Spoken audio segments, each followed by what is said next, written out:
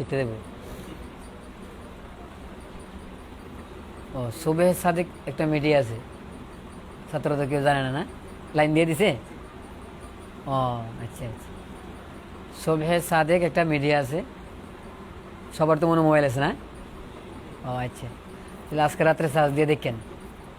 সুবেহ Sadiq media, সুবেহ Sadiq. বিসমিল্লাহির রহমানির রহিম।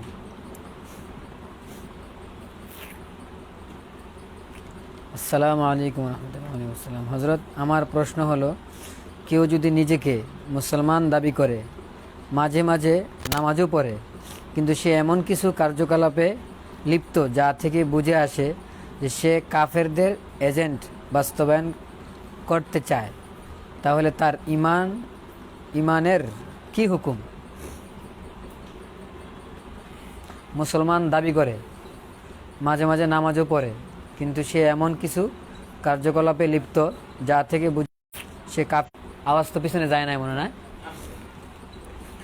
আসলে মানুষের বাহ্যিক অবস্থার দিকে লক্ষ্য করে বা কিছু কাজের প্রতি লক্ষ্য করে বেঈমান বলা যায় না। এটাও খেয়াল করা উচিত, যতগুলো বিষয়ে বিশ্বাস রাখলে ইমানদার হয়, প্রত্যেকটা বিষয়ে বিশ্বাস রাখার পরে তাকে মুসলমান ধরা হবে। আর বেঈমান হওয়ার জন্য সবগুলোকে অস্বীকার করা লাগে না, যে কোনো একটাকে অস্বীকার করলেই যথেষ্ট। তো এখানে অস্বীকারের বিষয় আসে নাই, তাদের একটা কাজের সহযোগিতা করতেছে কাজের। এখন সহযোগিতা কি হিসাবে করতেছে এটাও জানার একটা বিষয় আছে। কেউ আছে কি বেচারা সংসার চলে না, হ্যাঁ, অসহায় হিসাবে জানে কাজটা আমার ঠিক হইব না, অবৈধ কাজ হইব, তো তার কাজটা হারাম হবে, অবৈধ হবে, গুনাহগার হবে। তো এতটুকুর কারণে শুধু তাকে বেঈমান বলা যাবে না। বেঈমান বলার জন্য কি কি কারণ আছে, কি কি কারণে বেঈমান বলা যাবে না, যা ইনশাআল্লাহ দেখি আগামীকাল যদি সম্ভব হয় আলোচনা হবে। যেহেতু সময় কম, সংক্ষিপ্তের ভিতরে মোটা মোটা কথাগুলো এসে পড়বো ইনশাআল্লাহ।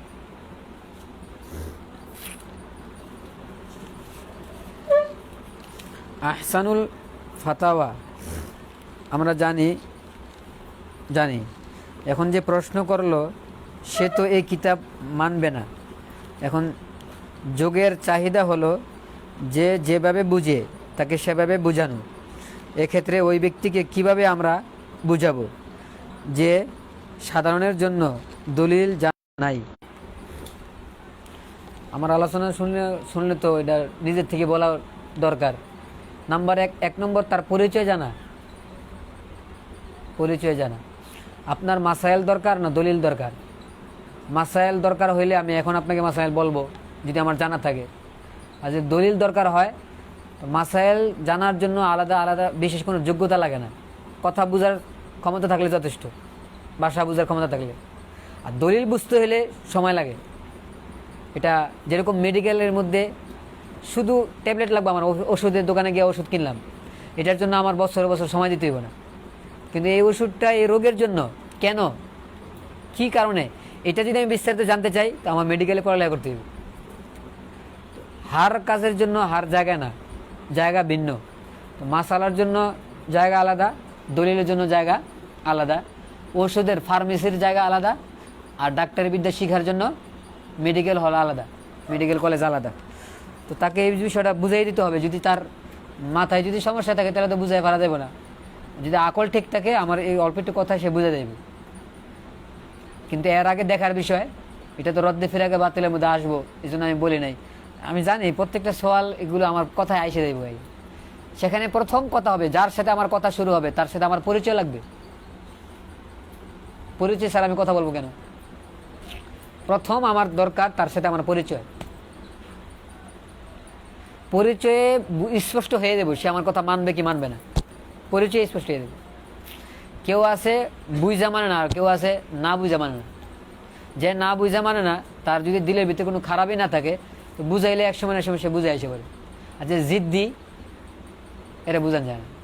জাগ্রত, এরা ডাক দিলে জাগ্রত হইব, এত নিয়ত করে আমি চোখ খুলবো না, বুঝাইতে পারি না মনে। প্রথমেই যদি কারোর সাথে আমার কথা হয়, তাহলে আমার আর দরকার, ভাই আপনার পরিচয় কি?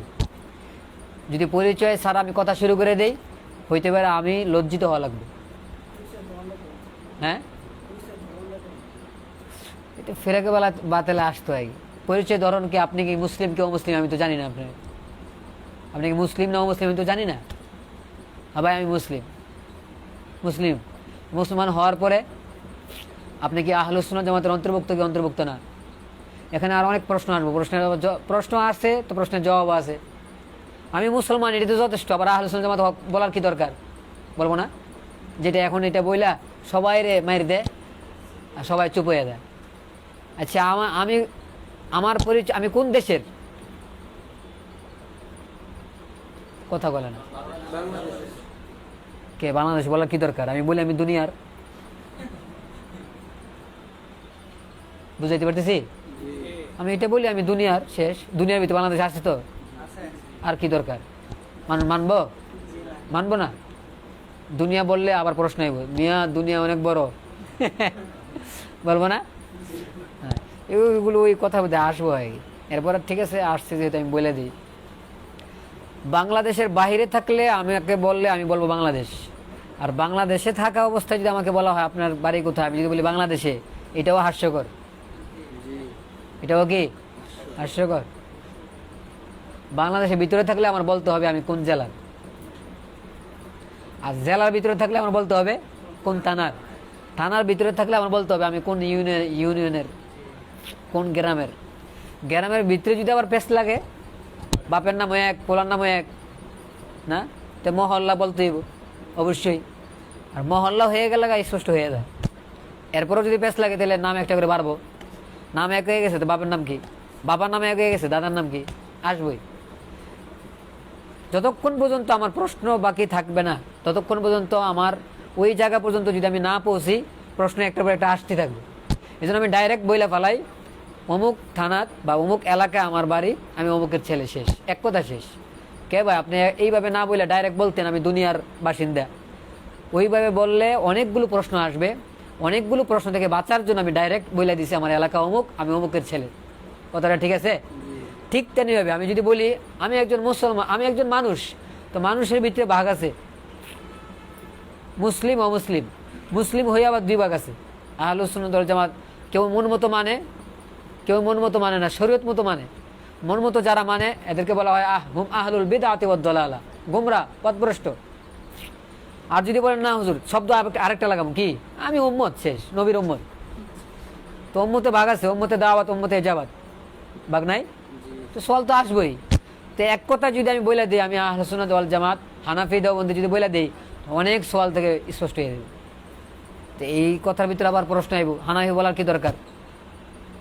একসাথে ওই দিন বলি নাকি? আজকে রবিবার, সোমবার, মঙ্গলবার, বুধবারে বলবো ইনশাআল্লাহ। হ্যাঁ, আচ্ছা আচ্ছা, সব আগে যদি সিরা বিরা লাই তাহলে আবার শেষ হয়ে যাবে।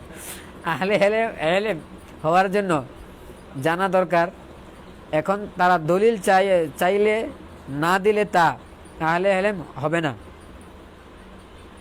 কি বলল? আহলে এলেম হওয়ার জন্য জানা দরকার, এখন তারা দলিল চাইলে না দিলে তা আহলে এলেম হবে না। দ্বিতীয় হলো, দলিল না চাওয়া হলে মানুষের কোরআন হাদিসের অর্থ না পড়ার আগ্রহ চলে যাবে। ফলে কোরআন হাদিস থেকে মানুষ আস্তে আস্তে দূরে সরে যাবে। তাহলে দলিল না দেওয়ার কথাটা কতটুকু যুক্তিযুক্ত? দলিল না দিলে মানুষ দূরে সরে দেবে, এটা কইছে কেডা? দলিল না দিলে দূরে সরে দেব, কথাটা তো ঠিক না, কথাটা তো ভুল।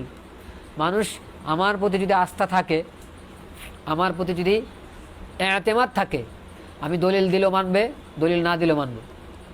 আর আজ আমাদের সমাজের মধ্যে যা কাজ হইতেছে ইসলামের বিরুদ্ধে, সবচেয়ে বড় কাজ হইতেছে ওলামাদের উপর থেকে আস্থা উঠে দেওয়া। রেকর্ড করে, এই জন্য আমি বলছি অনেক কথা কিন্তু বলা যায় না। মেইন কাজ চলতেছে কিসের? আমার সাথে রাগ নাকি সবাই? কথা মতো আয় না, কোথাইতেছে একবারে এমন অবস্থা। গরমটা বেশি বেড়েছে নাকি? আল্লাহ তাআলা হাসতে হাসতে জান্নাতে যাওয়ার তৌফিক দান করুন।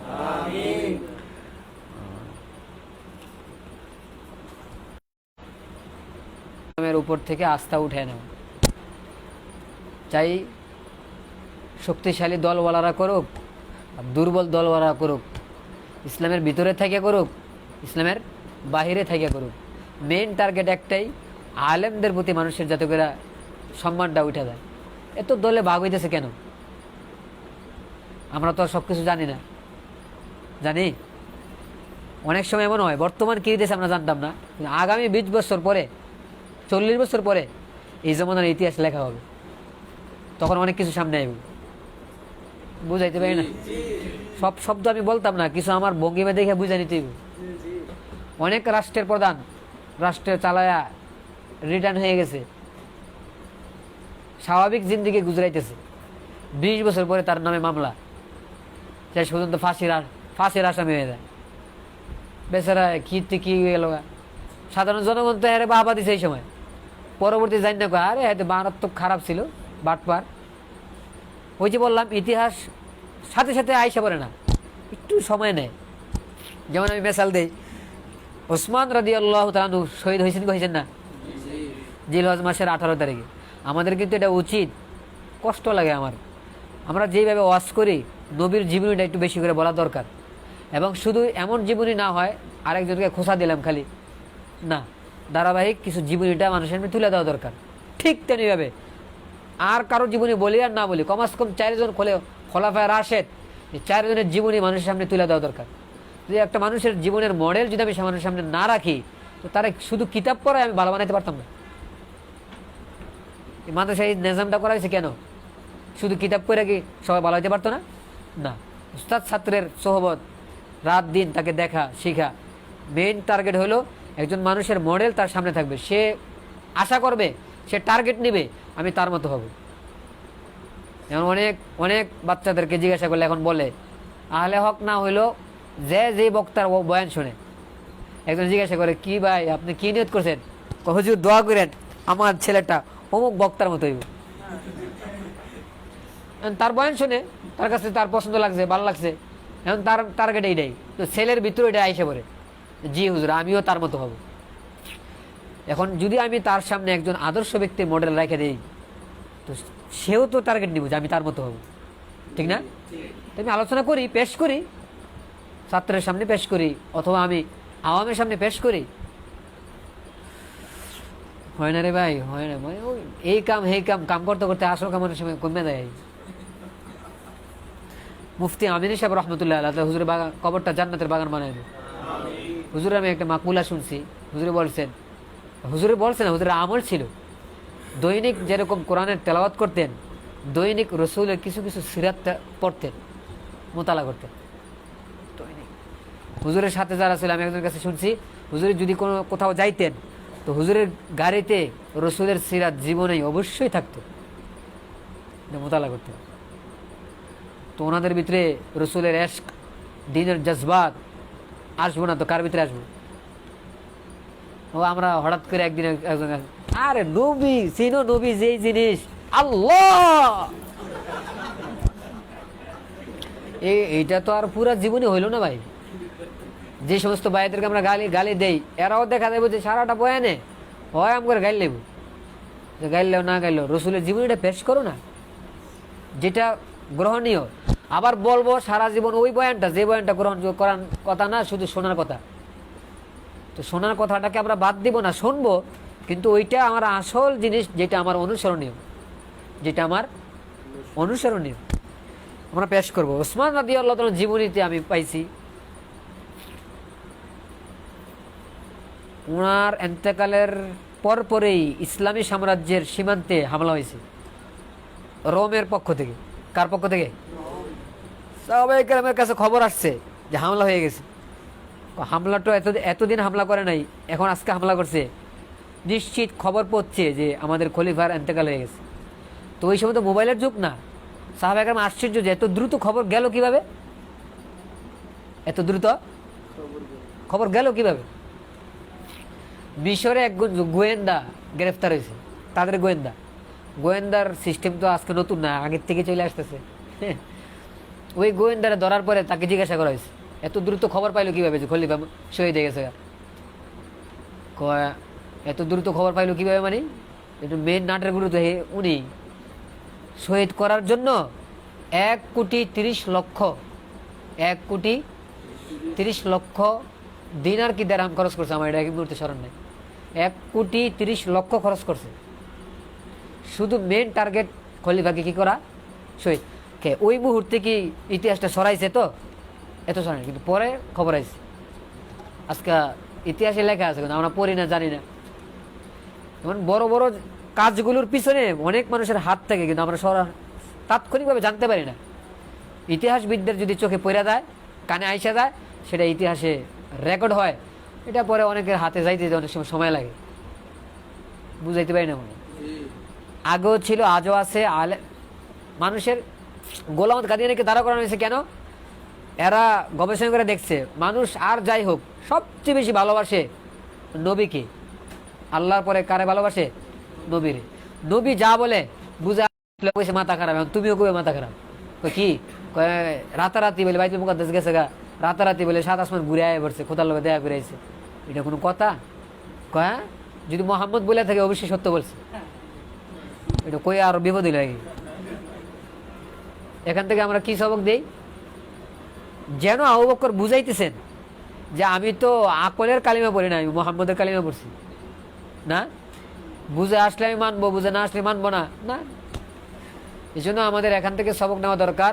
কিয়ামত পর্যন্ত যে সমস্ত ব্যক্তি শরীয়তের বিধান, রসুলের ফরমান, আল্লাহর ফরমান, আল্লাহর বাণী, আল্লাহর বক্তব্য বুঝলে মানে আর না বুঝলে মানে না, রদ করে দেয়, দূরে সরায় দেয়, সে আবু জাহেলের বংশধর। আর যে না বুঝলেও মানে, বুঝলেও মানে, সে আবু বকরের বংশধর।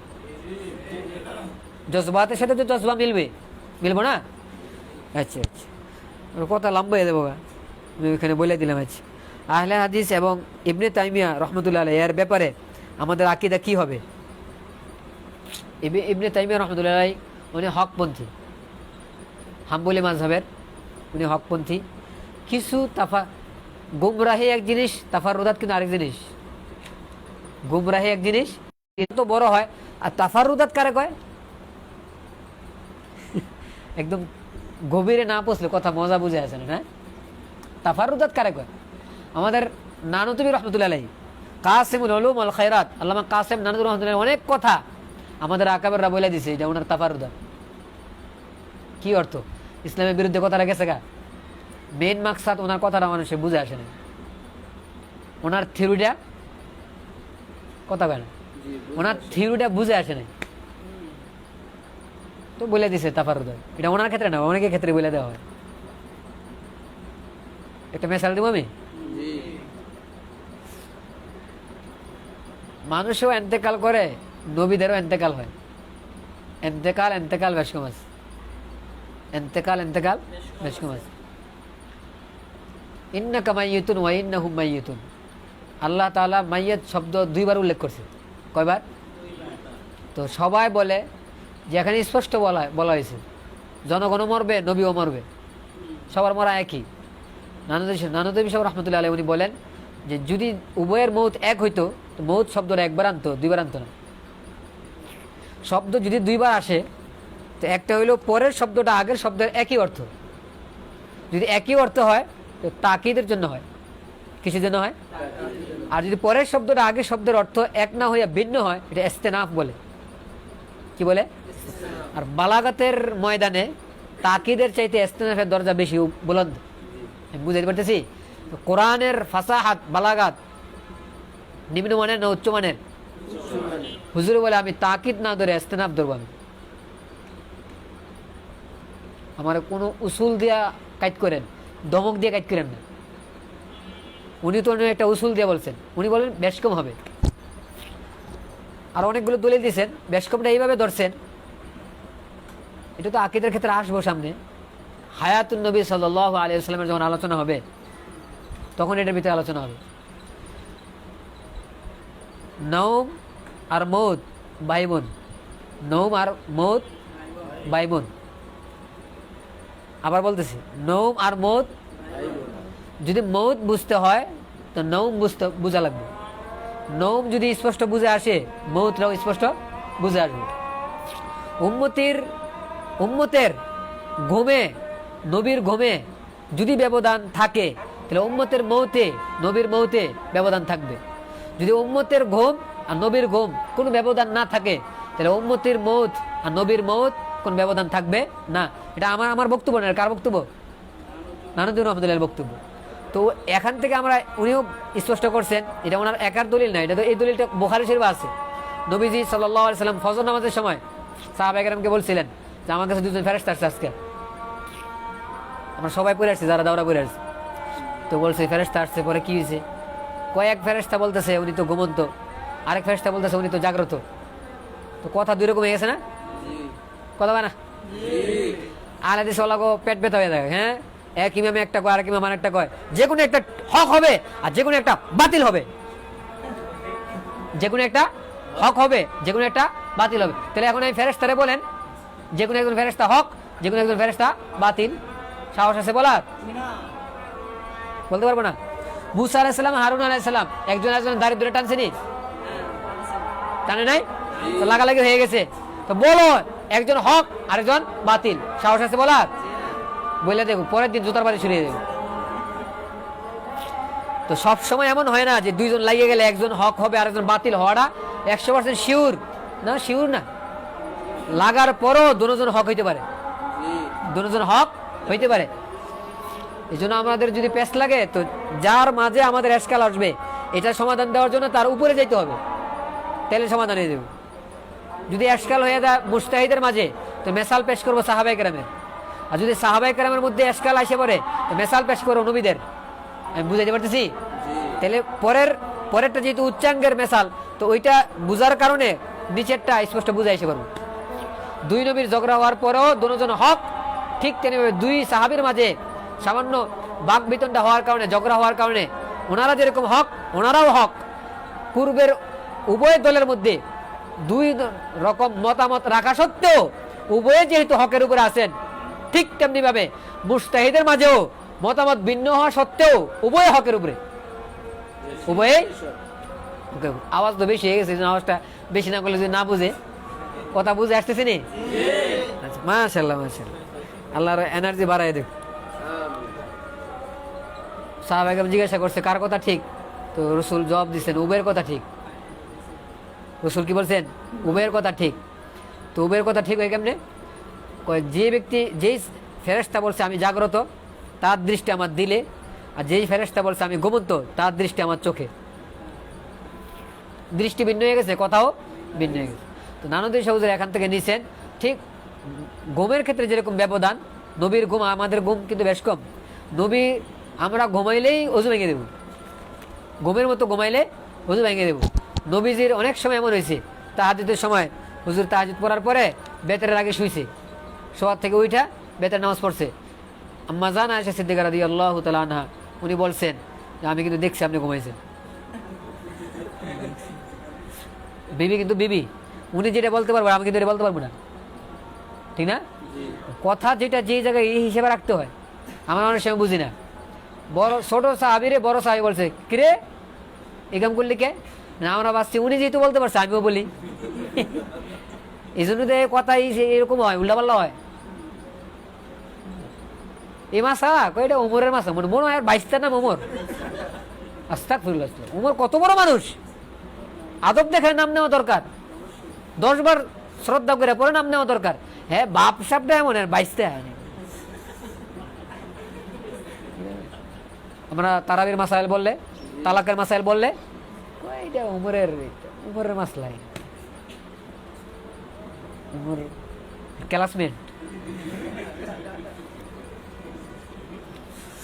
নানুতুবি রহমতুল্লাহ আলাইহির এই থিওরিটা অনেকের বুঝে আসে না, এই থিওরিটা অনেকের বুঝে আসে না। তো বলে দিছে ওইটা ওনার তাফারুক, এটা ওনার কি তাফারুক। ওনার তাফারুদ দিলে ওনার দলিল দেখেন, দলিল খণ্ডন করেন। তাফারুদ না বললেন, তাফারুদ বলবেন কিনলে, দলিল খণ্ডন কইরা বলেন যে ওনার দলিলটা গলত দিচ্ছে, আমাদের দলিল এই, আমাদের দলিল এই। উনি দলিল দিচ্ছেন যেটা, দলিলটা হয় না, এটা বলা দরকার। এটা না বলে কি বলে দিছে? তাফারুদ। কথা আসছে যেটা আমি বলি, আমার শায়েখ মোতাকাল্লিম ইসলাম মাওলানা ইলিয়াস গুম্মান সাহেব দামাত বরকাত, আল্লাহ তাআলা হুজুরের হায়াতে বরকত দান করে, অনেক কাজ করতেছেন, অনেক কাজ করতেছেন, অনেক কাজ। মানুষ একজন দেখা যায় কিন্তু কাজ করতেছে পুরো উম্মতের কাজ। ওই যে ইব্রাহিম আলাইহিস সালামের আল্লাহ কি বলছিলেন, উম্মত বলছে না, এমন কাজ করতেছেন। আল্লাহ হুজুরের হায়াতে বরকত দান করে। ইসলামে নবীর যে সমস্ত কাজ কইরা গেছেন, ইসলামের যত শোভা আছে, আলহামদুলিল্লাহ সুম্মা আলহামদুলিল্লাহ, হার সবাই ওনার কিছু না কিছু কাজ আছে। হার সবাই কিছু না কিছু ওনার কাজ আছে। কোনটা বলবো কোন? তাজকিয়ার লাইনে এক জায়গার উনি খেলাফত পেয়েছে এমন না, যত সিলসিলা আছে আকসার সিলসিলার খেলাফত প্রাপ্ত। আকসার মদনী সিলসিলা হোক, থানবী সিলসিলা হোক, সেগুলো জাগারের সাহেব রহমতুল্লাহ আলাইহি এই সিলসিলার হোক, আরেকজন আছে না পীর জুলফিকার সাহেব, বর্তমান যত পীর সাহেব আছে সব পীর সাহেবদের হিরু না, ওনার কাছ থেকে খেলাফত প্রাপ্ত। শায়েখ ইনুস সাহেব ওই আমাদের তাবলিগের বড় মুরব্বী ছিলেন, শায়েখ ওমর পালনপুরি রহমতুল্লাহ আলাইহি, ওনার ছেলে, উনিও খেলাফত দিয়েছেন আলাদা। মানে যারা যারা আছে সব ক্ষেত্রে উনি। হাকিম আক্তার সাহেব রহমতুল্লাহ আলাইহি, ওনার খলিফা। এরপরে আব্দুল হাফিজ মক্কি রহমতুল্লাহ আলাইহি, ওনার এন্তেকাল হয়ে গেছে, সেগুলো জাগার সাহেব রহমতুল্লাহ আলাইহি খলিফা ছিলেন, ওনার খলিফা, সবার খলিফা একসাথে। তো একজন ব্যক্তি সবার কাছ থেকে খেলাফত পাওয়া কিন্তু চিন্তার বিষয়। লেখালেখির লাইনে কিতাবও লেখছেন, আকায়েদের কিতাব লেখছেন, মাসাইলের কিতাব লেখছেন, সবই। তারিখের কিতাব লেখছেন, তারিখ মানে ইতিহাস, বাকি নেই, রেকর্ড করতেছে মার্শাল্লাহ। আর কি কি কাজ আছে? হ্যাঁ, জেহাদের ময়দানের কাজ, ওইখানে উনি শরিক। দরসে তাদরিস, ওইখানে উনি শরিক। ওয়াজের ময়দানে উনি ওইখানে শরিক। মোনাজের ময়দানে উনি ওইখানে শরিক। কি আর কি লাগবো? একই একজন আলেম হইয়া এই সব কাজ করে ওনার লেখা আবার পত্রিকায় ছাপা। ওনার লেখা ওইখানে কমসে কম যেই দিন ছাপায় 5 থেকে 6টা, 5টা 6টা 4টা 7টা 8টা পত্রিকায় একসাথে ওনার লেখাটা ছাপে একজন আলেম। উনি মাদ্রাসা যেরকম বড় একজন ব্যক্তি, এলাকার প্রধান না, উনি ওনার এলাকার কি আমাকে হুজুর করে যতই বুজুর্গ দিই এলাকার প্রধান না, সহজে হয় না, খুব কম, বুঝাইতে পারি না মনে। আর মাশাআল্লাহ আল্লাহ তাআলা হুজুরের আরো কবুল করুক, বিবাহ করছেন একালি কয়ালি। সবাই হাসতেছে, হাসির কথা তো হাসবই না, সামনে বিবাহের সময় তো এই জন্য খুব খুশি হয়। আল্লাহ খুশি বাকি রাখুক। কিন্তু অনেক মানুষ আছে বিবাহের পরে আজীবনের জন্য হাসি বন্ধ হয়ে যায়। অনেক মানুষ কিন্তু আছে বিবাহের পরে আগে যে হাসিটা আসতো এই হাসিটা আর আসে, সর্বদাই চেহারা মলিন হয়ে থাকে। কিরে কি খবর? মনে হয় যেন মাথার উপরে পাথর, বিশাল বড় পাহাড়। আল্লাহ এমন না করুক। হুজুরের মুরিদ তো সবাই, হুজুরের 4 বিবি হুজুরের মুরিদ। এমন পিসাব সারা দুনিয়া জাল দিয়ে সেক দিয়ে পাওয়া বড় মুশকিল, যে এর মুরিদ হয় অন্যরা, কিন্তু বউ মুরিদ হইব না। হুজুরের বিবি হুজুরের মুরিদ। ঘরের সমস্ত কাজ করবে কখন? সকালবেলার রুটিন অনুযায়ী যে আমল আছে আমল করার পরে, আমল করার আগে না। ফজরের নামাজ হবে, তাহাজ্জুদ হবে, জিকির হবে, নামাজের পরে এরশাকের, ফজরের পরে আবার বসে থাকবো, এরশাকের নামাজ হবে, এরপরে সংসার কাজ শুরু করা হবে। কত চমৎকার না? আর একটা কথা কইলে কথা যে বাকি থাকে ওই সময়। 4 বিবি বলছি, অনেকের দিলের ভিতরে আসে এতক্ষণ যাই কইছে বুজুর্গ হয় না, আর বুজুর্গ মনে হয় না। আসলে হুজুরের ভিতরে গান দেখি না, আমার যে হেনে গান দেখি। হ্যাঁ, 4 মায়ের সাথে প্রেম করে এটা শুনলে হাসি দেয়, খুশি হয়, খারাপ হয় না এত বেশি। বিবি 4 জন কইছে মনটা খারাপ হয়ে যায়, দিলটা ছোট হয়ে যায়, কারো কাছে কইতে পারে না, লজ্জায়। এই বেশি বিয়ে করছে কেউ কাছে বলিস না। হ্যাঁ হ্যাঁ, শরম লাগে কেন? বিবাহের মাকসাদ ভুলে গেছি আমরা। আমার এক জায়গায় নিয়ে গেছে বিবাহ, আমি বলছি বিবাহ অবস্থাগুলি কেমন যায়, বিবাহটা যে কি মনে করে মানুষে, খেলা মনে করে, কেউ আইয়াসি মনে করে, মজা 420 420। পরে আমি বললাম যে ভাই 1 মিনিট 1 মিনিট কথা শোনেন। সবাই আওয়াজে কই, মানে এমন ভাবে বইছে আমারও জায়গা নাই, ইম করে বই রয়েছে, জায়গা নাই। হুজুর আইসে আধা মিনিট বিয়ে বাড়াই দেবো শেষ, অথবা 20 সেকেন্ড লাগবো বিয়ে বাড়াইতে আর কি। তো সময় কম ছিল, আসরে রাখ দিয়া 7 মিনিট না 8 মিনিট কথা বলছে। এতক্ষণ যা লাফালাফি করছে লাফালাফি শেষ, ভালো করে একবারে শুনছে। আমি একদম পয়েন্টে বলে দিছি, ভাই ও ভাই, মুসলমানও বিয়ে করে, কাফেরও বিয়ে করে। কেউ বিয়ে করে? মুসলমানও বিবাহ করে, কাফেররাও বিবাহ করে। মুসলমান বিবাহ করে ইবাদত মনে করে, আর কাফের বিবাহ করে নিজের মনের স্বাদ মিটানোর জন্য, আইয়াশি করার জন্য, মজা মারার জন্য। মজা হয় তখনই যদি মদ থাকে। মুসলমান করে ইবাদত, ইবাদতে মদ লাগে না। আর আইয়াশি করতে হইলে কি লাগে? মদ লাগে। মদ হইলে মজা হয় বেশি। ইবাদত করতে হইলে ছেলে আর মেয়ে একসাথে হওয়া লাগে না। আর মজা মারতে হইলে ছেলে মেয়ে একসাথে হইলে, যত বেশি ছেলে মেয়ে একসাথে হয় মজা তত বেশি হয়। কি আমাদের আওয়াজটা সরে গেছে কেন? ঠিক কইলেও ঠিক, ঠিক না কইলেও ঠিক। আল্লাহ। ইবাদতের জায়গা মসজিদ, মজা মারার জায়গা হলো বাজার। এই জন্য যারা মজা করে এরা বিয়া বাজারেই করে, আর যারা ইবাদত মনে করে করে এদের বিয়া মসজিদে হয়। বুঝাইতে পারতেছি? হজ একটা করলে মানুষ বেশি ভালোবাসে না দুইটা করলে বেশি ভালোবাসে? কেন? হজ ইবাদত। আর আকাম করলে মানুষ খারাপ করবে, খারাপ করবে না? বিবাহ যদি ইবাদত হয় তো উনি ডবল করছেন, তাহলে উনি ডবল আল্লাহ আল্লাহ হইবেন। তো ওনার ব্যাপারে আমার জেহেন খারাপের দিকে যায় কেন? মনে হয় ওনার তবিয়ত ভালো না, মনে হয় ওনার চরিত্র ভালো না। ওনার চরিত্র ভালো, আমার মনে গান দিকে আছে। কিছুটা বুঝাইতে পারছি? এটা তো আর বিবাহের ইয়া না, মজলিস না। বাকি একটা পয়েন্ট বলার দরকার ছিল, আমি বলে ফেলেছি। হ্যাঁ, ভালো হয়েছে? আচ্ছা, বলে না, কেউ বলে না। বড় বড় আল্লাহওয়ালারা বিবাহ পড়াই দিতেছে, আমার মনে একটা কষ্ট লাগে। আপনি যে বড় আল্লাহ, আপনি বিয়েটা পড়াইলেন, মানুষের দিল ঠান্ডা হয়ে গেছে আপনি বিয়ে পড়ানোর কারণে। বিয়েটার আগে আপনি যদি 5টা মিনিট একটু মাসলা বলে দেন, বিয়ের মেন মাকসাদটা বলে দেন, যথেষ্ট। সারা জীবনের জন্য সবক নিয়ে দেব। তো উনি এত ব্যস্ত, উনি আমার আর 4 জায়গায় যাইতে হবে বিয়ে পড়ানো। কয় জায়গায় যাইতে হইব? সময় নাই। খাড়ার উপরে খুদবা মারে, মাইরে কয় এই তো কার পোলা দিলাম ধরায়, কিছু কয় দৌড় গেছে গেছে না। আর যদি মজলিসের মধ্যে 200 বিয়া হয় তাহলে তো সারছে। বিয়া করার আগে কয় দৌড়া দৌড়া দৌড়া দৌড়া দৌড়া, বিয়া হয় না দৌড়া। হ্যাঁ নইলে ক কবুল, কয় ক কবুল, যা দৌড়। ইবাদত। আল্লাহ আমাদেরকে বুঝার তৌফিক দান করুন। যাক ভাই, কিছু কথা আইসা পড়ছে। আল্লাহ নামাজের আগে ও গুমন সাহেবের কথা চলতেছিল না, বলতে হুজুর আমার জানা মতে বিশ্বের এখন যারা বড় বড় আহলে আলেম, বললে অনেকে শরম পায় না। আসলে কথাটা তো শরমের না। সবাই সুফি সাহেব হুজুরের বয়ান শুনে, কিন্তু এরা আর বলে না যে আমি বয়ান শুনি। আমি এখন নাম বলতে পারবো, রেকর্ড করতেছি, নাম বলে দিলে অনেকে এটাকে শরম মনে করে। আমার কাছে শরম মনে হয় না। কেরে? একজনের কাছ থেকে একজন এলেম শিখবে, এটা শরমের কি আছে? না, সারা পৃথিবীর সবচেয়ে বড় একজন আলেম সৌদি আরব দেখা হয়েছে হুজুরের সাথে। তো দেখা হয়েছে পরে জীবনে প্রথম দেখা, আসসালামু আলাইকুম সালাম দিয়েছে, মুসাফা করছে।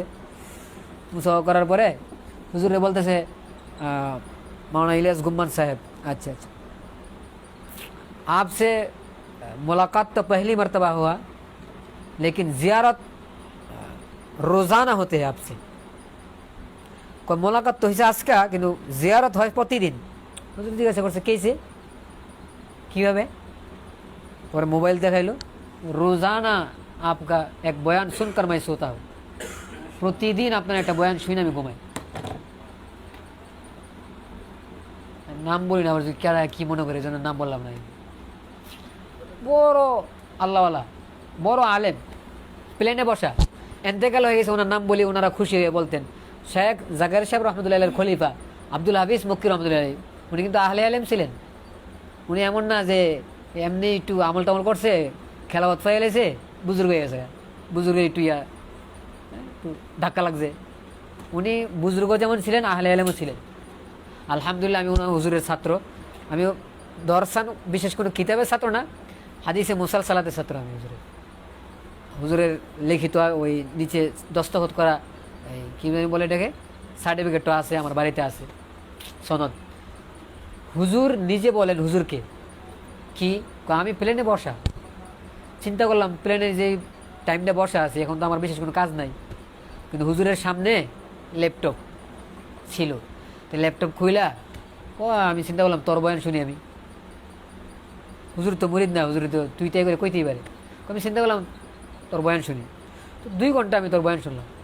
এখানে বয়ান মানে দর্শ শুনছে, দর্শ। 2 ঘন্টা কথা শোনার পরে আমি চিন্তা করলাম আমিও তো কিছু কিছু বুঝবো তাইলে। মানে একটা কঠিন কিতাব পড়াইছে, তাহজিরুন নাস, কিতাবের নাম কি? ওই কথাটা আনার জন্য আমি কথাটা আনতেছি। নানুদুর রহমতুল্লাহ কিতাব, যে কিতাব ধরে কেউ ধরে না। কইটা যখন আমি শুনলাম তো আমার মনে হইতেছে আরে আমি চিন্তা করলাম আমিও তো কিছু বুঝবো। ওই যে হুজুরে বুঝাইছে বড়কে কথা কেন, আব্দুল হাফিজ বকর মধ্যে বড় কথা শুনতেছে কার? ছোটর। আসলে আল্লাহ তো এরা আসলে আল্লাহ আল্লাহ। আমরা কি করি যে ছোট এর কথা আমরা শুনতাম না, দেখুন ঠিক না? উনি দোয়া দিছেন, বাহাবা দিছেন, মুমর সাহেবের কেমন খুশি লাগছে, আর দোয়াটা পাইছে, আর ভিতরে হিম্মত বাড়বো কি পারবো না? আরে বাড়বো মানে পীর জুলফিকার সাহেব দামাত বারকাতুহু, উনি আমাকে দেশেন না, উনি প্লেনে হুজুরের কথা শুনছে মোবাইলে 6 ঘন্টা লাগাতার। কয় ঘন্টা লাগাতার? শুই না হুজুরের কাছে খবর পাঠাইছে, শুনলাম মাশাল্লাহ মাশাল্লাহ, আল্লাহ তোমার আরো ফাহাম বাড়াই দেব, বুঝ শক্তি আরো বাড়াই দেব, আমার অনেক ফায়দা হয়েছে। এটা শুনে ঘুমের সময় ভিতরে কেমন লাগবো না? ঘুমাইছে, ঘুম থেকে উঠা থেকে মোবাইলে হুজুরের মেসেজ আসছে, জাযাকাল্লাহ। কে জাযাকাল্লাহ পাঠাইলো? বয়ান, গুম্মান সাহেবের বয়ান, গুম্মান সাহেবের বয়ান পাঠাইছে গুম্মান সাহেবের মোবাইলে, নিচে লেখা জাযাকাল্লাহ। শুনলেই তো জাযাকাল্লাহ কইব, না শুনলে জাযাকাল্লাহ কইব? কে পাঠাইছে? পাকিস্তানের জমিয়ত উলামায়ে ইসলাম এর প্রধান, নাম কি? ফজলুর রহমান। কি নাম? তো হুজুরের ভিতরে কেমন খুশি লাগবো না? আজ থেকে 15 বছর আগে মাওলানা তারিক জামিল সাহেব দামাত বারকাতুহু, হুজুরের ফোন আসছে হুজুরের কাছে। 15 বছর আমি কমাই গেছি, হয়তো আর 16 বছর 17 বছর হয়ে যেতে পারে। জিজ্ঞাসা করছে কি সে নাম্বার, কয় আমি নেটে আপনার বয়ান খুঁজতেছি, নেটে আপনার বয়ান খুঁজতেছি। পরে নাম্বার দিয়ে দিছে, নাম্বার পরে বয়ান শুনছে। বয়ান না শুনলে নাম্বার নিচে গেলে বুঝে আসতেছি কথা। তবে এক জায়গায় দেখা হয়েছে, দেখা হওয়ার পরে গুম্মান সাহেবের বলতেছে তারিক জামিল সাহেব, मौलाना साहब आपका दलील बहुत मजबूत, लहजा बड़ा सख्त है। দলিল তো বড় মজবুত, কিন্তু আপনার কথা বলার যে ধরনটা, সিস্টেমটা, স্টাইলটা, এটা শক্ত হয়ে যায় বেশি। তো গুম্মান সাহেব বলতেছে, হজরত ये मेरा बयान कहाँ के, কোন জায়গার, রায়গঞ্জ কা ইয়া ঝং কা? ঝং একটা এলাকার নাম, ঝং একটা এলাকার নাম। এখানেও আমি কথা শোনাই দিছি বুঝানোর জন্য, ভাই আমরা অনেক কথা জজবাতে বইলে ফেলাই, কিন্তু এটার ক্ষতিটা কোন দিকে যায় আমরা বুঝি না। কিন্তু তো গুম্মান সাহেব বলতেছে, হুজুর আমার বয়ানটা কি রায়বেন্ডের না জঙ্গের? ये बात तो ठीक है, ये बयान तो रायबेंड का नहीं जंग का। हजरत मुझे तो आप शाबाश देना चाहिए, मुझे रायबेंड का जबान भी आते हैं और जंग का भी जबान मुझे मालूम है। আমি তো জঙ্গের সিস্টেমও বয়ান করতে পারি, আবার রাইবেন্ড সিস্টেমও বয়ান করতে পারি। আমরা তো আরো বাহবা দিবেন, আপনি উল্টা কি কইলেন, আমার লাহাজা শক্ত। আমি কোন বয়ানের জবাব দিছি এটা তো আপনি জানেন না, বুঝাইতে পারি না। গুম্মান সাহেব কোন বয়ানের জবাব দিছে? ওই এলাকায় বয়ান মাহফিল দিছে, মাহফিলের মধ্যে আল্লামা তকি উসমানী সাহেব দামাত বারকাতুহু নাম নিয়া কয়, হ্যাঁ কি আলেম, ले आ मेरे सामने मैं देख लूंगा, নাম লইলে কইতেছে, মানে তুলা ধরে করে লেতেছে একবার। হুজুরের কাছে বয়ান পাঠাইছে, হুজুর কয়, হুজুর আপনি আসতেইব, আপনি বয়ান করতে হইব। এখন হুজুরের সামনে বয়ানটা আছে, তাহলে হুজুরের জবাব দিতে গেলে ওই লাহা যাইব না? আর কি কয়, হ্যাঁ গালিগুলো যদি না করে আপনি খারাপ বলতে পারবেন না, কিন্তু লাহাজা তো স্বাভাবিক শক্ত হয়ে দেব, কারণ কোন কথার জবাব এটা তো জানা থাকতেইব। কিন্তু জনগণের সামনে হুজুরের বয়ানটা যদি থাকে বলবো যে শক্ত বয়ান, কিন্তু যে বয়ানের জবাব ওই বয়ানটা তো জনগণের সামনে নাই। তো পরে তারিক জামিল সাহেব জবাব দিছে যে मौलाना साहब मैं तनकीद नहीं कर रहा हूँ। तो हुजूर जवाब दिसे, हजरत मैं तनकीद का जवाब नहीं दे रहा हूँ। কথাগুলো কেন আসছে? হুজুর বলছে, हजरत अगर आप ये बात किसी आवाम के सामने बोलते तो लोग आपस में ये बोलते कि दो आलम के दरमियान इख्तिलाफ है। বলতো কি বলতো না? বলতো। অথচ একতলাফ নাই, আপনি শুধু এই শব্দের কারণে মানুষ বলতো যে একতলাফ আছে।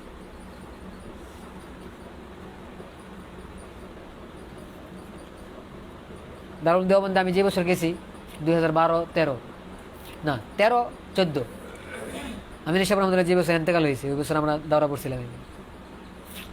ওই বছরের দেওবন্দে একটা মিটিং হয়েছে যে আমরা বড় একটা অনুষ্ঠান করব আন্তর্জাতিক, বিশেষ করে ফেরাকে বাতিলার রথ হিসাবে বক্তব্য হবে, আন্তর্জাতিক ওলামা একরামদের গানা হবে, এই দেশেরও থাকবে অন্য দেশেরও থাকবে। তো ওইখানে বিশেষভাবে সর্বপ্রথম যার নামটা আলাদাভাবে ওই মজলিসে সকলে ঐক্যমতে নামটা পেশ করা হয়েছে, তিনি হলেন মাওলানা ইলিয়াস গুম্মান সাহেব। অথচ ওনার বয়স কিন্তু বেশি না। 1971 সালে আমাদের যে বছর কি জানি কয়, ওই সময় ওনার জন্ম হয়েছিল। আল্লাহ, বড় বড় ওলামা একরাম ওনার কাছ থেকে এখনও ইস্তেফাদা নিতেছে, আগের থেকে ইস্তেফাদা নিতেছে। আলহামদুলিল্লাহ, আমি আজকের থেকে প্রায় দেওবন্দে থাকা অবস্থায় 1-2 কিতাব আমার হাতে পড়ছিল। আর একজন আমার সাথী ভাই, আল্লাহ তারা যা খেয়ার দান করুক। তো আমি সবসময় আমি অসুস্থ থাকতাম বেশিরভাগ, এটি সব কথা রেকর্ডে বলা যায়, হ্যাঁ বলা যায়। আচ্ছা, আমার বেশিরভাগ সময় যে দেখলে বোঝা যায় আমি একটু অসুস্থ থাকতাম বেশি। আলহামদুলিল্লাহ আমি আগের চেয়ে অনেক সুস্থ। ছাত্র জমানা আমার সপ্তাহে 7 দিনের প্রায় 4 দিনে আমি শোয়া থাকতাম। ওই যেই রুমে ক্লাস হইতো আমি ক্লাসে শুইতাম, শুয়ে আসি আমি হুজুরের ক্লাসগুলো শুনতাম। কারণ আমি কী করে, আমার শরীর অসুস্থ, মাথা ব্যথা রোগ থাকতো। আর কিছুদিন পর তো হসপিটালে সাক্ষাৎ হইতোই, মানে আমার উসিলায় অনেক ছাত্ররা হসপিটাল চিনতে পালা করে। তো ওইখানে গেছি, তো আমি আমার কিতাব নিয়ে বলে থাকতাম বেশিরভাগ সময়। তো আমার এক সাথী ভাই আসছে, এসে কয় মোবাইলে একটু দেখেন। আমি হাই মোবাইল দেখেন, আর আমি 5 মিনিট শোনেন, সাথী ভাই তো সাথী ভাই। আমি না আমার সময় নাই, আর শোনেন মিয়া ভালো লাগবো।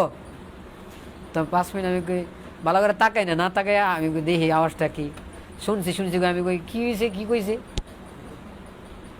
তো যাওয়ার পরে আমি কই আরেকবার একটু শুনে দেখি। তা আরেকবার শুনলাম, তো আরেকবার শুনছি পরে আমি কই কথাটা তো অনেক সুন্দর বলতেছে, লোকটার নাম কি? তো নামটা জানলাম, এর আগে আমি নাম শুনিনি। মাক্তাবায় আমি সবসময় কিতাবের জন্য যাইতাম। আমার পকেটে যদি 50 রুপি থাকতো, 50 রুপি দিয়ে আমি একটা কিতাব কিনতাম, আমি নাস্তা খাইতাম না, নাস্তা না খাই আমি কিতাব কিনতাম।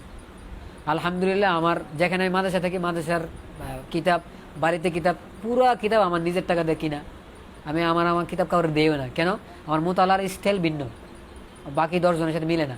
আমি যখন যে কিতাবটা পড়ি, তার কিবের বিষয় আসলে আমি নাহর কিতাব দেখি, সরফের বিষয় আসলে আমি সরফ দেখি, বালাকাতের বিষয় আসলে আমি বালাকাত দেখি, যদি মাসাইলের বিষয় আসে আমি ফেকার কিতাব দেখি, হাদিসের বিষয় আসলে আমি হাদিসের কিতাব দেখি, তাফসিরের কথা আসলে আমি তাফসিরের কিতাব দেখে আলাই।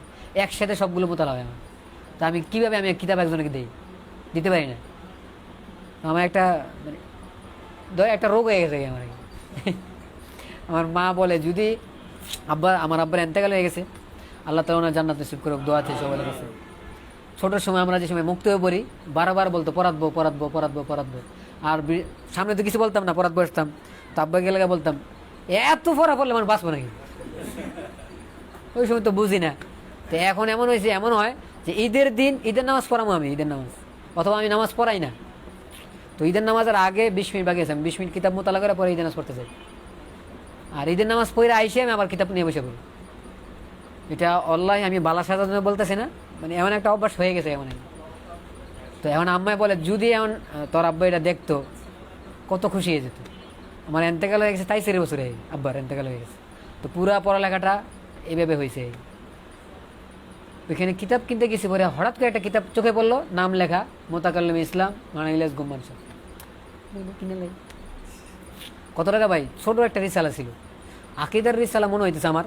ছোট্ট একটা আকিদার রিসালা আছে, ওই যে আমি একটা তর্জমা করছিলাম, এখন ওইটা কাজ হয় নাই, কাজ চলতেছে। একদম পিচ্ছি, 32 পৃষ্ঠা হইবে পিচ্ছি। তো এইটা নিয়ে পড়ার পরে দেখি আমার ভালো লাগতেছে, কারণ আমার কথার সাথে কথা মিলে। ওই ওস্তাদের কথা কিন্তু বেশি ভালো লাগে আমার তর্জে যদি কথা বলে, যেন অনেকে বুঝতো না। গুম্মান সাহেবের হাজারো বয়ান, শত বয়ান আমার এমন হয়েছে, হুজুরে কথা শুরু করছে, আমি নিজে মিলাই লেছি যে এই দলিল দিয়ে এটা আইব, ঠিকই কথা এটা কইতেছে। তো আমার ভালো লাগবো না? পালন পরিষদ দর্শে অনেকবার এমন হয়েছে, আমি চিন্তা করতেছি হুজুর এই দলিলটা দিব, যে দর্শে এই দলিলটা দিয়ে দিচ্ছি। তো কথা যদি মিল্লা যায় কিন্তু অনেক ভালো লাগে, কিন্তু এটা আলহামদুলিল্লাহ, আল্লাহ তাআলার শুকরিয়া। শাইখুল হিন্দ রহমতুল্লাহ এর ক্ষেত্রে অনেক জিনিস এমন পাওয়া যায়, উনি কিতাব দেখেন না কিন্তু দলিল দিয়ে দিছে। কাশ্মীর রহমতুল্লাহ মোতালা করে কিতাবের ভিতরে দলিল পাইছে, বুঝছেন এমন? ওই সময় থেকে কিতাব মোতালা করছি, হুজুর কথাগুলো শুনছি, যোগাযোগ করার চেষ্টা করছি, পাই না, শেষ পর্যন্ত এখন লাগাতার চলছে, যোগাযোগ আছে। আমি হুজুরের কাছে বাইয়াত হয়েছি, পড়ালেখা করতেছি, এখনও আমি পড়ালেখা করতেছি, ভর্তি হয়ে পড়ালেখা করতেছি। আমি কিন্তু এখন ছাত্র, আর এখনের লাগে না, আমি মউত পর্যন্ত ইনশাল্লাহ আমি ছাত্রই থাকবো।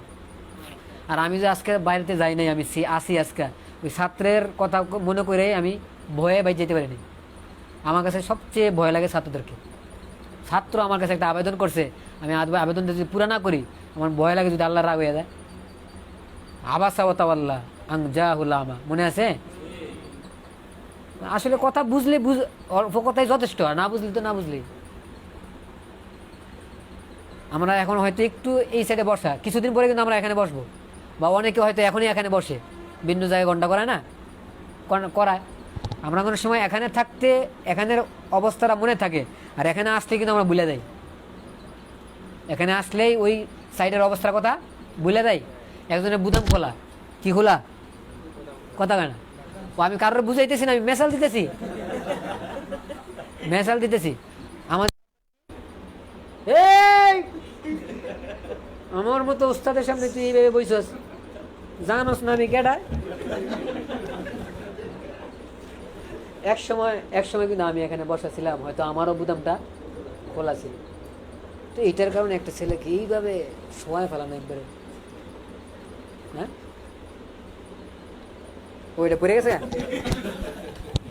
আচ্ছা আল্লাহ, তো খেয়াল রাখা উচিত ভাই, আমরা অতীতকে খেয়াল রাখবো নি ভাই? হ্যাঁ, যেহেতু সবাই ওস্তাদ হবে। কাযালিকা কুনতুম মিন ক্বাবলু ফামান্নাল্লাহু আলাইকুম। সাহাবী বলছে যে হুজুর এই যে আমার সালাম দিছে, কালিমা পড়ছে, এ তো আমার বা মরার থেকে বাঁচার লেগে পড়ছে। তো নবী কি কইব? আল্লাহ কয়, এই বেটা কিছুদিন পূর্বে তো তোমার এই অবস্থা ছিল, তুমি যে কালিমা পড়ছো তোমার দিল খুললা চিরা কেউ দেখছে? দেখে নাই। তুমি এটা মনে করো কেন সে দিল থেকে কালিমা পড়ে নাই? এই আয়াতে আমাদেরকে সবক দিছে যে তুমি তোমার অতীতকে স্মরণ রাখো। যদি আমি আমার ছাত্র জমানাকে স্মরণ রাখি, তো ছাত্র বাইরে যে আমাকে পড়া জিজ্ঞাসা করে, বারবার জিজ্ঞাসা করে, আমি রাগ করবো না। একটা ছেলে বুঝে নাই, আমার কাছে ছাত্র আমাকে জানাইছে, ছাত্র হুজুর যখনই বুঝি নাই বলছি, হুজুরে কয় গাধা, কয় এত বড় গাধা শব্দ আসছে, আমি আর পড়া শিখতে যাই না। মানে একদম যে ছাত্রের সাথে ঘটছে, ছাত্র আমাকে বলছে। মানে একজন ছেলের সাথে যদি আমার এই ব্যাপারটা হয়, ভাই তো আমি তো একসময় পড়া হয়তো ভালো করে বুঝি নাই, আমার এক সাথী ভাই বুঝাই দিছে, আমার ওস্তাদ বুঝাই দিছে।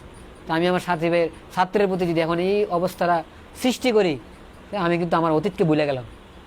আর অতীতকে ভুলে যাওয়া বুদ্ধিমানের কাজ না, বুঝাইতে পারছি ভাই?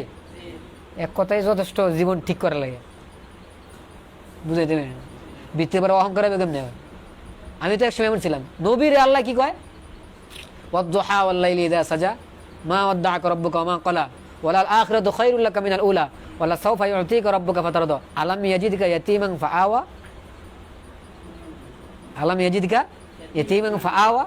ওয়া ওয়াজাদাকা দাল্লান ফাহাদা ওয়া ওয়াজাদাকা আইলান ফাআগনা। এখন বলতেছে ফাআম্মাল ইয়াতীমা ফালা তাকহার।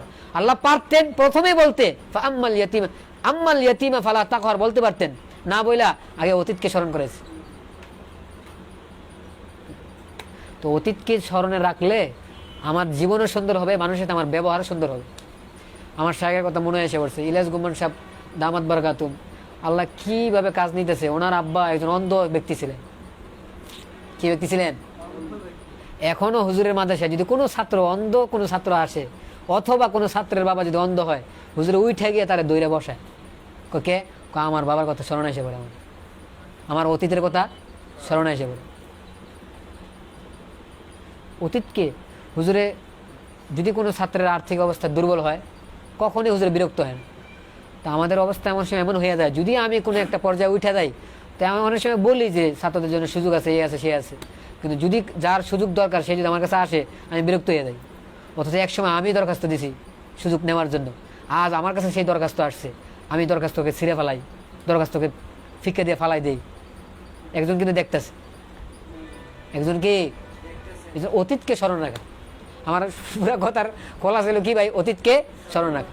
তো ইলিয়াস গুম্মান সাহেব দামাত বারাকাতুম হুজুরে বলেন যে ভাইও, নানুতুবি রহমতের কিতাব যদি আপনার বুঝে না আসে, তোমার বুঝে না আসে, তো বলো আমি বুঝি নাই।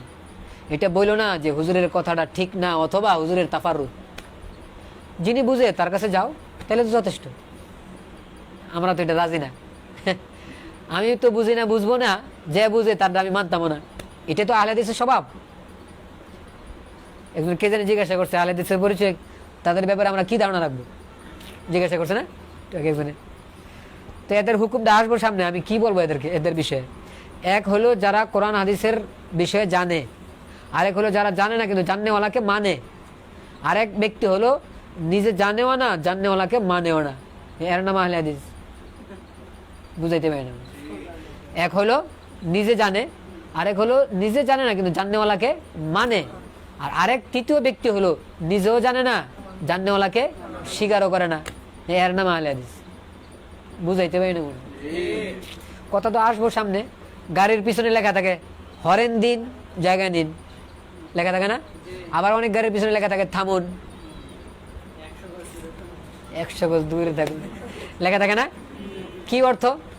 গাড়ির পিছনে যে গাড়ি থাকবে সে গাড়ির 3 শরত। কয় শরত?